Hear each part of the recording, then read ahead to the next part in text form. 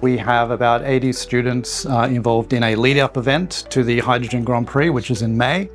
The students today are putting their little remote-controlled hydrogen cars through their paces. Today was basically a practice session. So it was an invitation for teams to come together to meet each other for the first time before race day and to test their solutions so far. This was the first practice session we've ever done in Australia, and I think it was really beneficial. I think the students learned a lot. So I'm looking forward to seeing what knowledge they learned today and how they translate that into their builds when it comes to the final. So altogether we have around 12 schools from North Queensland involved in the Hydrogen Grand Prix.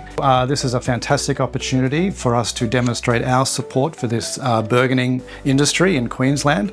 But as well, we're also heavily invested in promoting the next generation of engineers and scientists and technologists. We are the Velocity Raptors. When I heard about what it is and what the experience is, I immediately jumped to it.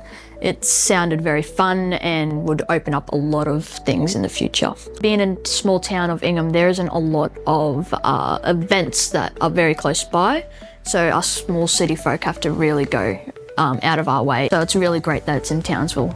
Sometimes we feel a little bit isolated, and as teachers we're always looking for other opportunities for the students to be able to get involved and some real life careers that might come from this as well. Being Townsville is nice and close, which means it's easier to travel. It's a STEM-based program, but it really covers so many factors. You do have, you have your science and electrical engineering, but you also have mechanical engineering skills and chemical engineering skills with the collection and the storage and the use of hydrogen.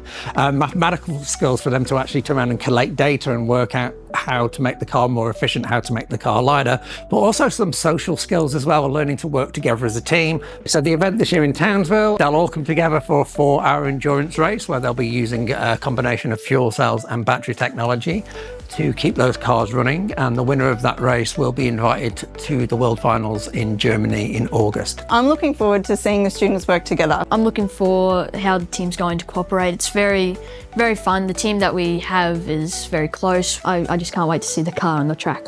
As they all learned today, when you've got more cars on the track, it's a little bit more difficult to actually kind of navigate those turns and those straights and stuff like that. It's nearly all first-year teams in Townsville, so I expect the first 10 minutes, maybe a little bit Mad Max, but normally after about 10-15 minutes, it calms down a little bit. Can't wait to win and go to Germany.